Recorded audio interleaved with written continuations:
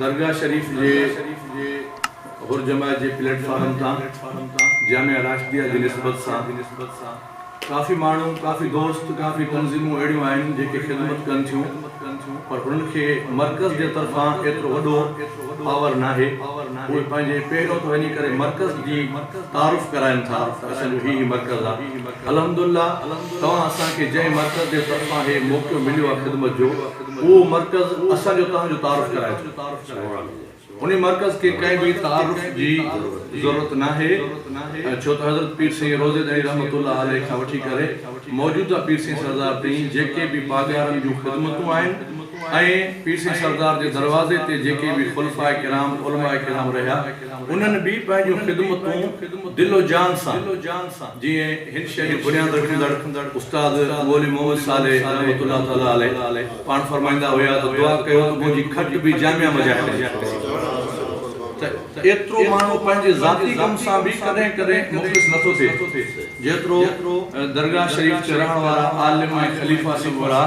पीर सिंह सरदार जी ख़िदमत करण वारा दरगाह शरीफ सां उन सचाई ऐं मोहब्बत जे करे दिली मोहब्बत जे करे अल्हम्दुलिल्लाह असां तव्हांखे हे मौक़ो नसीब थियो आहे। हिन खां अॻु में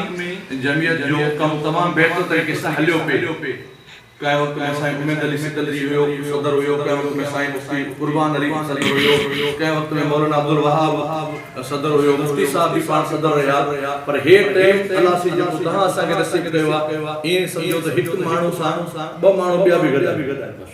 हिकिड़ो मोटरसाइकिल जो मोबाइल उहे माण्हू हिकु वञी करे तबलीग कंदा हुआ ऐं पाण वञी करे रातो रात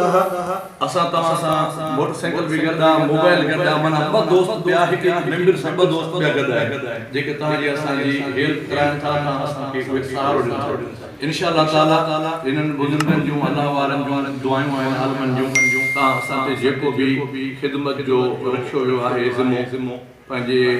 अल्लाह जे घर में भी करे इहो हलफ़ थियो आहे त दिलो जान सां पंहिंजे ज़ाती कमनि खे भी छॾे करे जंहिं जाइ ते असांखे जमीयत उलमा सिकंदरिया जे तरफ़ां सॾु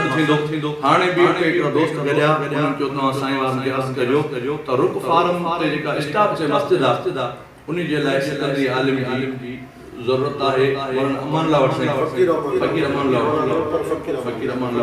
ऐं ॿियो इहो बहितर क़दम जेको हिन पंहिंजे कसमनामे में शामिल आहे त भई सोशल मीडिया खे इस्तेमालु न कंदव। अच्छा जेके दोस्त सोशल मीडिया खे इस्तेमालु कनि था हिन तकलीफ़ थियण खां पोइ बि हलफ़नामे थियण खां पोइ बि हिकिड़ो अहिड़ो उहिदो रखियो वञे त असां उन्हनि वटि शिकायतूं जमा करायूं वो पेरेंट उन माण्हू खे ॾियणो हे ॾिसो फलाणे ज़िले जा माण्हू अञा कसम खणण खां पोइ बि जीअं माना ॿिए जे मुर्शिद खे ॻाल्हाइण वारा पंहिंजे मुर्शिद खे ॻाल्हाइण जेके माण्हू ॿियनि पीरनि ते ॿियनि बुज़ुर्गनि ते ॿियनि तरीक़नि ते साईं तनक़ीद कनि था त वापसी में अॻियां माण्हू तनक़ीद कंदा न उहे असांजी ॻाल्हियुनि जे हाल कोन परे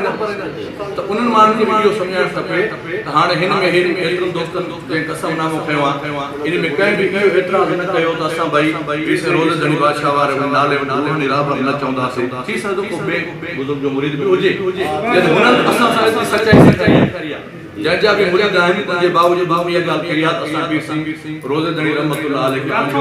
रूहानी रहबर तस्लीम कयूं था। ईअं असांखे कंहिं बि ॿिए अहले सुन्नत व जमाअत जे बुज़ुर्ग पीर वॾे आलिम जे ख़िलाफ़ फतवा न ॾियो मदरसे जे ख़िलाफ़ ई नथो मदरसे छो त वापसी में असांजे जामिया राशिदिया जे या दरगाह शरीफ जे ख़िलाफ़ ॻाल्हाए अल्लाह से तव्हां असां भाई नहीं करे